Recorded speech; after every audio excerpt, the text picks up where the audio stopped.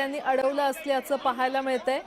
देवयानी फरांदे यांच्या समर्थकांनी कार्यालयाच्या बाहेर गर्दी केलेली आहे आणि गिरीश महाजन पोहोचताच गिरीश महाजन यांना देखील तिथे अडवण्यात आलेलं आहे। दरम्यान सर्वांशी चर्चा करूनच पक्षप्रवेश दिला जाईल असं गिरीश महाजन यांनी नुकतंच म्हटलंय।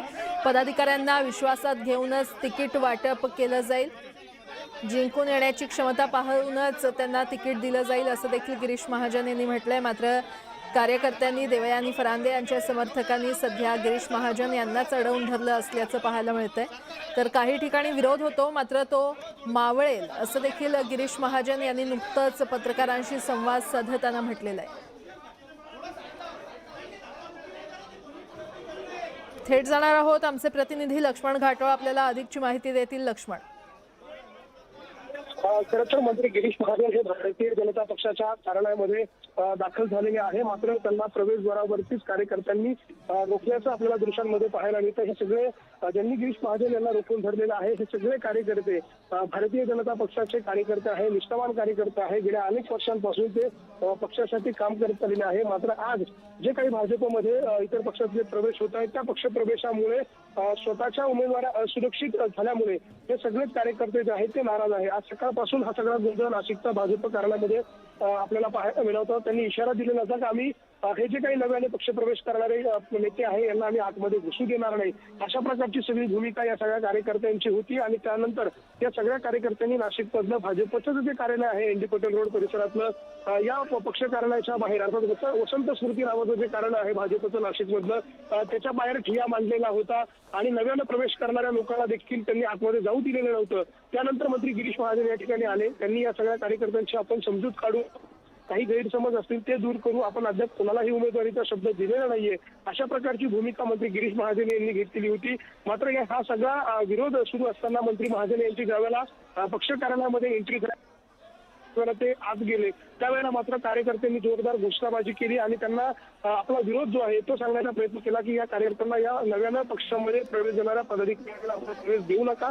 याचं कारण सांगितलेलं आहे की गेली अनेक वर्ष आम्ही ज्या लोकांच्या विरोधामध्ये संघर्ष केला, ज्या लोकांनी आमच्यावर दगडं फेकले, ज्या लोकांनी आमच्या कारणावर दगडं फेकले, ज्या लोकांनी आमच्या विरोधात केसेस केल्या, त्या लोकांना तुम्ही आज पक्षामध्ये पायघड्या घालताय आणि याच्यामुळे आमचं मनोबल खच्चीकरण होतंय आणि म्हणून तुम्ही या सगळ्यांना प्रवेश देऊ नका, अशा पद्धतीची भूमिका या सगळ्या पदाधिकाऱ्यांची होती। आणि म्हणून त्यांनी मंत्री गिरीश महाजन यांना आता काही वेळापूर्वी प्रवेशद्वारावर जे आहे ते रोखण्याचा प्रयत्न केला, त्यांना अडवण्याचा प्रयत्न केला। प्रचंड अशा स्वरूपाचा पोलीस बंदोबस्त नाशिक भाजप कार्यालयाबाहेर आपल्याला पाहायला मिळतोय। मंत्री गिरीश महाजन आतमध्ये गेले असले तरी देखील ज्या लोकांना आतमध्ये प्रवेश द्यायचा आहे ते विनायक पांडे असतील, शाहू कैरे असतील, नितीन भोसले असतील, त्याचबरोबर यतीन वाघ असतील, हे सगळेच पदाधिकारी अद्यापही भाजपच्या कार्यालयाच्या बाहेर आपल्याला असल्याचं पाहायला मिळते। एकूण या सगळ्या पक्ष प्रवेशामुळे नाशिकमध्ये प्रचंड गोंधळ उडाला आहे। खरं तर एक गिरीश महाजनांचा मास्टर स्ट्रोक ज्याला आपण म्हणतो तो नाशिकमध्ये असेल या सगळ्या प्रवेशाच्या निमित्तानं असं मानलं जात होतं। मात्र हा सगळा मास्टर स्ट्रोक एकीकडे मारत असला गिरीश महाजन, दुसरीकडे मात्र त्यांच्याच पक्षातील आमदार देवयानी फरांदे यांनी या सगळ्या पक्ष प्रवेशाला उघडपणे विरोध केला। त्यांनी हा विरोध करत असताना सोशल मीडियावरती एक पोस्ट टाकली आणि त्या पोस्टच्या माध्यमातून त्यांनी या सगळ्या पक्ष प्रवेशाच्या निमित्तानं आपल्याला विश्वासात घेतलं गेलं नाही, अशा प्रकारची भूमिका त्यांनी सोशल मीडियाच्या माध्यमातून मांडली आणि पहिला विरोध जो आहे तो देवयानी फरांदे यांनी केला। त्यानंतर अनेक कार्यकर्ते जे आहेत भाजपचे ते रस्त्यावरती उतरले, त्यांनी या सगळ्याच्या निमित्तानं की आम्हाला डावलून तुम्ही लोकांना प्रवेश देऊ नका, आमच्या उमेदवारांना यामुळे धक्का बसेल, अशा प्रकारची भूमिका या कार्यकर्त्यांनी घेतली। आणि त्यामुळे आज नाशिक भाजप कार्यालयाबाहेर सकाळी साधारणतः 10:30-11 वाजेपासून एकूणच गोंधळ झाल्याचं आपल्याला पाहायला मिळतंय। तणावाची परिस्थिती या परिसरामध्ये निर्माण झाली आहे, पोलिसांचा बंदोबस्त तैनात करण्यात आलेला आहे। त्यामुळे जे पक्षप्रवेश आज होणार होते त्यातले किती पक्षप्रवेश होतात हे महत्वाचं असं आहे। यामध्ये होणारे महत्वाचे पक्षप्रवेश जर आपण बघितले तर विनायक पांडे हे माजी महापौर आहेत, ते सध्या ठाकरेंच्या शिवसेनेमध्ये होते। यतीन वाघ हे महाराष्ट्र नवनिर्माण सेनेत असताना महापौर राहिलेले आहे, आता सध्या ते ठाकरेंच्या शिवसेनेमध्ये होते, ते भाजपमध्ये येत आहेत। शाहू खैरे हे काँग्रेसचे ज्येष्ठ नेते आहेत, ते आज भाजपमध्ये प्रवेश करतायत। त्याचबरोबर दिनकर पाटील जे महाराष्ट्र नवनिर्माण सेनेचे प्रदेश पदाधिकारी आहेत त्यांचा प्रवेश होतोय, त्यांच्या मुलाचा होतोय, त्यांच्या पत्नीचा प्रवेश होतोय. एकूण जर आपण बघितलं तर काल जे युतीची घोषणा झाली, अर्थात ठाकरेंच्या सेनेची आणि मनसेची युती झाली, त्यावेळेला जे नाचत होते आणि भाजपचा सुपडा साफ करू अशा वर्गाला करत होते, ते दिनकर पाटील आज भाजपच्या कार्यालयामध्ये येऊन पक्षप्रवेश घेत आहे. आणि या सगळ्यामुळे निश्चितपणे नाशिकमध्ये राजकीय वातावरण जे आहे ते महापालिका निवडणुकांच्या पार्श्वभूमीवर ढळून निघाल्याचं आपल्याला पाहायला मिळतं. मात्र पक्षप्रवेशाच्या त्या विरोधामुळे एक तणावाचं देखील वातावरण आपल्याला पाहायला मिळते. त्यामुळे या सगळ्या पदाधिकाऱ्यांना आतमध्ये घुसू दिलं जातं का, त्यांना आतमध्ये जाऊ दिलं जातं का, हे सगळं बघणं महत्वाचं असणार आहे. निश्चितच लक्ष्मण, नाशिकमध्ये जो काही गोंधळ सुरू आहे कार्यकर्त्यांचा, तो थेट दृश्य आपण बघतोय, त्याचे मिनिटाचे अपडेट लक्ष्मण यांच्याकडून आपण जाणून घेतोय. लक्ष्मण, खरं तर वर्षानुवर्षे या कार्यकर्त्यांनी पक्षाला वाढवण्यासाठी त्यांचा वेळ दिलाय, त्यांनी जो सपोर्ट पक्षाला वाढवण्यासाठी केलाय, त्यानंतर अचानक एका दुसऱ्या पक्षातून इन्कमिंग होतं आणि त्यांना प्राधान्य दिलं जातं. यामुळे कार्यकर्त्यांचा जो काही राग अनावर होतोय तो अगदी साहजिकच आहे. अगदी खरं आहे. आपण जर बघितलं तर हे सगळे कार्यकर्ते जे आहेत ते वर्षानुवर्ष पक्षासाठी काम करत आहेत. कोणी याच्यातले जे कार्यकर्ते आज या सगळ्या लोकांना विरोध करतात, हे कार्यकर्ते कोण आहेत असा जेव्हा प्रश्न विचारला जातो तर हे कार्यकर्ते तेच आहेत ज्यांनी पक्षासाठी अनेकदा झेंडे लावण्याचं काम केलं, पक्षासाठी सभांसाठी सतरंज आथरण्याचं काम केलं, पक्षासाठी अनेक गुन्हे अंगावर घेतले. हे सगळे तेच कार्यकर्ते आहे की जे आता स्वतःला असुरक्षित मानू लागलेले आहे. कारण त्यांचं आहे हेच की ज्या पक्षासाठी आपण इतके वर्ष खस्ता खाल्ल्या, त्या पक्षासाठी आपण अंगावर गुन्हे घेतले, त्या पक्षात ज्या वेळेला गेल्याची वेळ आली, ज्या वेळेला पक्ष आज सत्तेत आहे, सत्तेत पक्ष आल्यानंतर त्या सत्तेचा वाटा आपल्यालाही मिळावा अशी भावना निश्चितपणे या सगळ्या कार्यकर्त्यांचं असणं अपेक्षित आणि स्वाभाविक आहे. कारण ही सत्ता येत असताना केवळ नेत्यांचं योगदान असतं असं नाहीये, खरं योगदान या कार्यकर्त्यांचं असतं. मात्र या कार्यकर्त्यांना कायम गृहीत धरलं जातं आणि त्यांना गृहीत धरूनच नेते जे आहेत ते निर्णय घेतात अशा प्रकारची भावना या सगळ्या पक्षप्रवेशांमुळे निर्माण होते. आणि म्हणून त्या कार्यकर्त्यांमधून हा असंतोष बाहेर येणं हे स्वाभाविक आहे. आणि निश्चित तोच असंतोष जो आहे, तोच राग जो आहे, तोच संताप जो आहे तो या सगळ्याच्या निमित्तानं रस्त्यावर उतरल्याचं आपल्याला पाहायला मिळतंय. एकीकडे आता आपण बघितोय की गिरीश महाजन पक्ष कार्यालयात पोहोचलेले आहे, त्या आतमध्ये काही लोकांना प्रवेश देत आहे. दुसरीकडे मात्र जे सकाळपासून प्रवेशाच्या वेटिंगवर आहे, अर्थात जे शाहू खैरे असतील, ज्यामध्ये यतीन वाघ असतील, विराट पांडे असतील, नितीन भोसले असतील, हे मात्र अद्यापही पक्ष कार्यालयामध्ये येऊ शकलेले नाहीये. तब्बल 3 तास झाला ते पक्ष कार्यालयाच्या बाहेर वेटिंगवरती आहे, त्यांना आतमध्ये येऊ दिलं जात नाहीये. कारण कार्यकर्त्यांचा, अर्थात निष्ठावान कार्यकर्त्यांचा राग रोष जो आहे तो अद्यापही कायम आहे, संताप कायम आहे.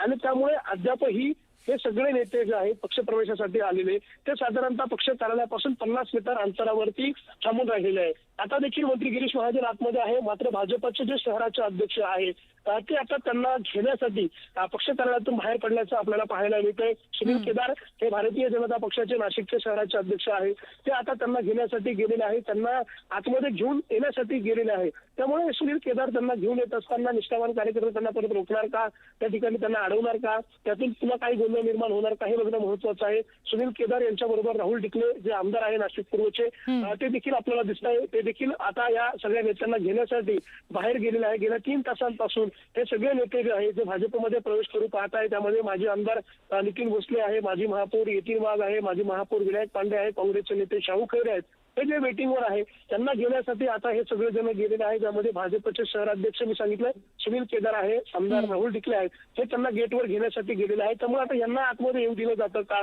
त्यांच्या याला सगळ्या घोषणाबाजी विरोध केला जातो का हे बघणं महत्वाचं आहे. मात्र या सगळ्या गोंधळामुळे नाशिकमध्ये आज सकाळपासून एक तणावाचं वातावरण भाजप कार्यालयाच्या बाहेर पाहायला मिळतं. अगदी लक्ष्मण, काही वेळापूर्वीच तुम्ही भाजपचे जे जुने कार्यकर्ते आहेत त्यांच्याशी बोलला, त्यांनी त्यांच्या भावना व्यक्त करताना म्हटलेलं की आम्ही दगडं खाल्लेली आहेत, यांच्या विरोधात आम्ही आक्रमक झालेलो आहोत आणि अशाच लोकांना जर तुम्ही पक्षात घेताय तर मग आता आम्ही यावर काय बोलावं. या सगळ्या प्रकारच्या भावना ज्या व्यक्त झालेल्या आहेत त्यामुळे हे पक्षप्रवेश जरी झाले तरी त्याचे पडसाद नाशिकमध्ये मोठ्या प्रमाणावर उमटतील. अगदी खरं आहे की निष्ठावान कार्यकर्त्यांना नाराज करणं हे काही पक्षाच्या नेत्यांना पक्षश्रेष्ठींना परवडणारं अजिबात नाहीये. कारण ज्या वेळेला निष्ठावान कार्यकर्ता नाराज होतो त्यावेळेला निश्चितपणे त्याची रिएक्शन जी आहे ती येणाऱ्या निवडणुकांमध्ये पाहायला मिळत असते. मात्र हे सगळं जरी असलं तरी आता पक्ष सत्ताधारी पक्ष आहे आणि त्यामुळे ते फारसं काही या कार्यकर्त्यांच्या विरोधाला महत्व देतील असं नाहीये आणि म्हणून हा पक्ष जो आहे तो केला जातोय. राजकारणामध्ये बेरजेचं राजकारण करणं महत्वाचं असतं. जे महत्व डोक्या म्हणजे व्यक्तींना आहे तेच महत्व डोक्यांना अर्थात संख्येला देखील आहे. अर्थात संख्या देखील पक्षाची वाढणं गरजेचं आहे.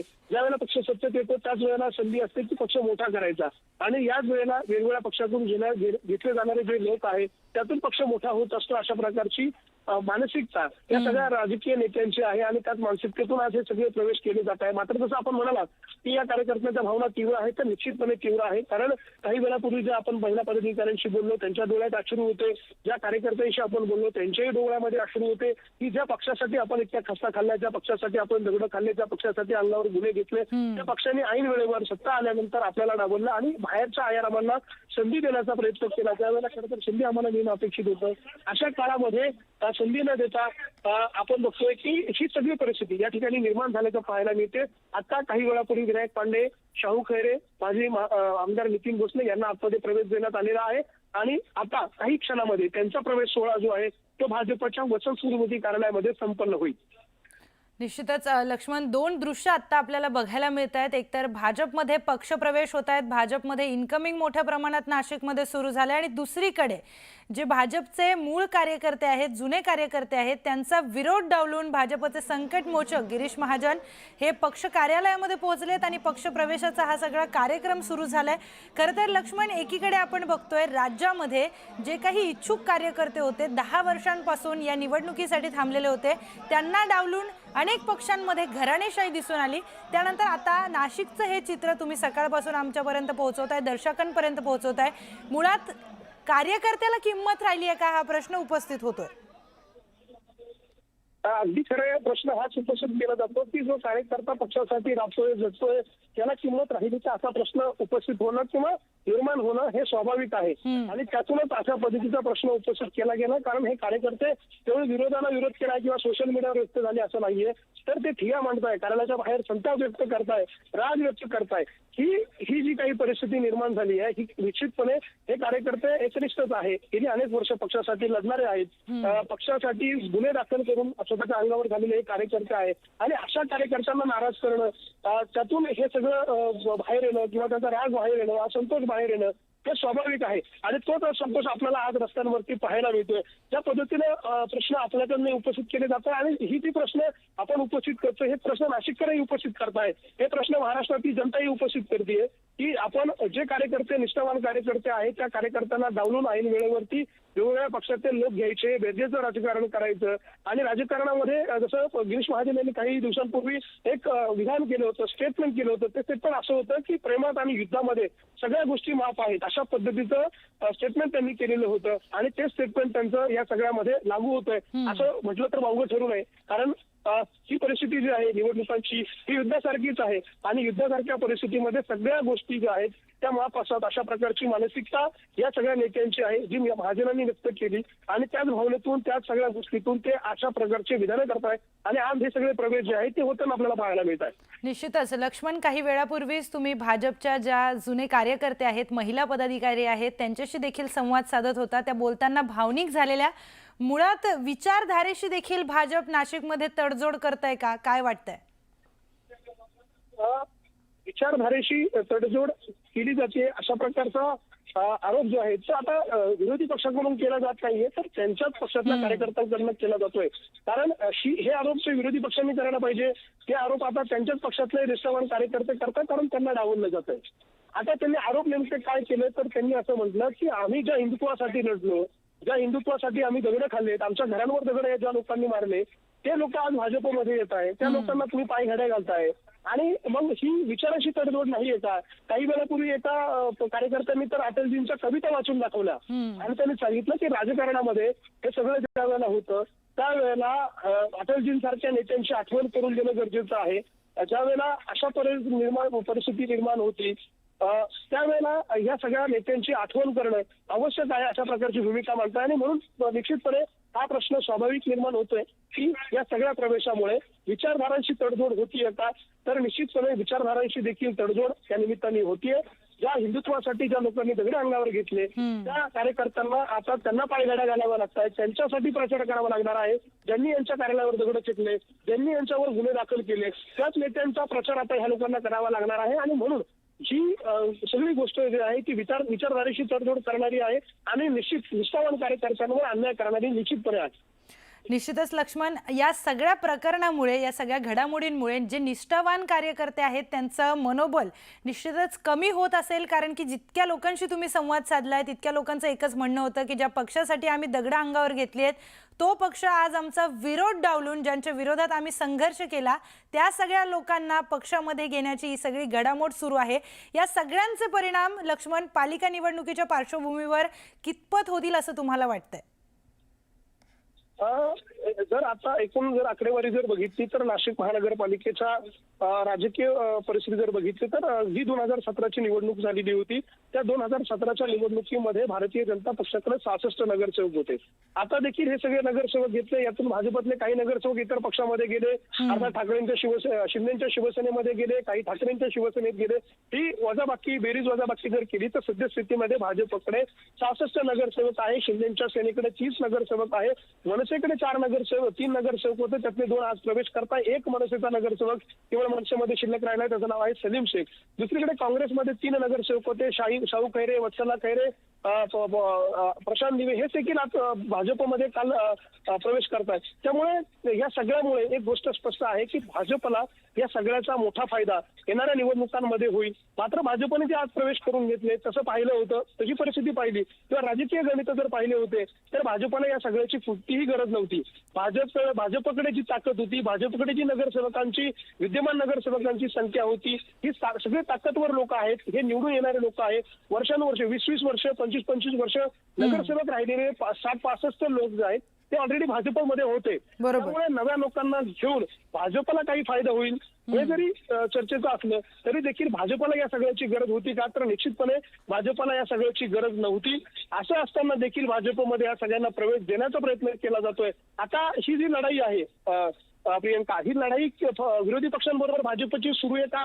तर निश्चितपणे नाहीये. ही लढाई भाजपची जी आहे ती महायुतीतल्या पक्षांबरोबर सुरू झाली आहे का असा प्रश्न निमित्ताने उपस्थित केला जातो. कारण स्पर्धा कोणामध्ये सुरू झाली आहे? ती शिंदेच्या शिवसेनेमध्ये आणि भाजपमध्ये सुरू झालेली आहे. शिंदेची शिवसेना प्रवेश करून घेतेय, त्याच्या पाठोपाठ त्यांचे प्रवेश सोहळे संपन्न झाले की भाजप प्रवेश करून घेतेय. त्यामुळे स्पर्धा निर्माण झाली आहे की भाजपमध्ये आणि शिंदेच्या शिवसेनेमध्ये निर्माण झाली आहे. त्यामुळे कोण मोठा भाऊ होणार यावर हे भांडण खरं तर राजकारणामध्ये सुरू झालेलं आहे. विरोधी पक्ष तर राहिलेच नाही असं म्हटलं तर वावगं ठरणार नाही. नाशिकमध्ये जर आपण विचार केला तर मनसेकडे 1 नगरसेवक आहे, ठाकरेंच्या शिवसेनेकडे मोजून बोटावर मोजण्या इतके 6 नगरसेवक आहे, काँग्रेसकडे तर आजचा जर विचार केला काँग्रेसकडे तर वत्सला खैरे 1 नगरसेवक राहिलेला आहे, मनसेकडे सलीम शेख 1 नगरसेवक राहिलेले आहेत.